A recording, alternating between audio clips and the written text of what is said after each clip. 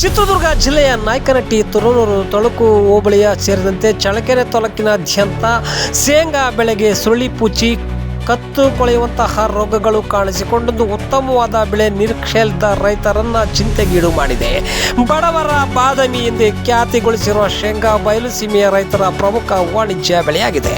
ಅತಿವೃಷ್ಟಿ ಮತ್ತು ಅನಾವೃಷ್ಟಿ ಸೇರಿದಂತೆ ಎಂತಹದೇ ವಾತಾವರಣವಿದ್ದರೂ ಶೇಂಗಾ ಬೆಳೆ ರೈತರ ಕೈ ಸೇರುತ್ತದೆ ಎಂಬ ವಾಡಿಕೆ ಇದೆ.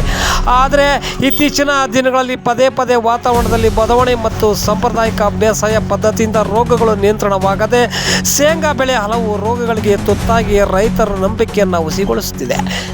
ನಾಯಕನಹಟ್ಟಿ ತಾಲೂಕು, ತುರೂರು, ಪರಶುರಾಂಪುರ ಹೋಬಳಿ ವ್ಯಾಪ್ತಿಯ ರೈತರು ಜೂನ್ ಮೊದಲನೇ ವಾರದ ಆಗಸ್ಟ್ 2ನೇ ವಾರದವರೆಗೂ ಶೇಂಗಾ ಬಿತ್ತನೆ ಮಾಡಿದ್ದು, ಆಯಾ ಭೂಮಿಗೆ ಅನುಗುಣವಾಗಿ ಫಸಲು ಉತ್ತಮವಾಗಿದೆ. ಆದರೆ ಕಳೆದ ಒಂದು ತಿಂಗಳಿನಿಂದ ಬದಲಾಗುತ್ತಿರುವ ವಾತಾವರಣದಿಂದ ಶೇಂಗಾ ಬೆಳೆಯಲ್ಲಿ ಸುರುಳಿ ಪುಚ್ಚಿ ರೋಗದಿಂದ ಎಲೆಗಳು ರಂಧ್ರವಾಗುತ್ತಿವೆ. ಅಲ್ಲದೆ ಅಲ್ಲಲ್ಲಿ ಚುಕ್ಕಿ, ತಾಮ್ರ ರೋಗವು ಕಾಣಿಸುತ್ತಿದೆ. ಕಾಂಡದ ಮೇಲ್ಭಾಗದಲ್ಲಿ ಹಸಿರು ಹಾಗೂ ಬಿಳಿ ಪಟ್ಟಿಯ ಹುಳಗಳು ಬೆಳೆಯ ರಸ ಹೀರುತ್ತಿರುವುದರಿಂದ ಎಲೆಗಳಲ್ಲಿ ತಾಮ್ರ ಬಣ್ಣದ ಚುಕ್ಕೆಗಳು ಕಾಣುತ್ತಿವೆ.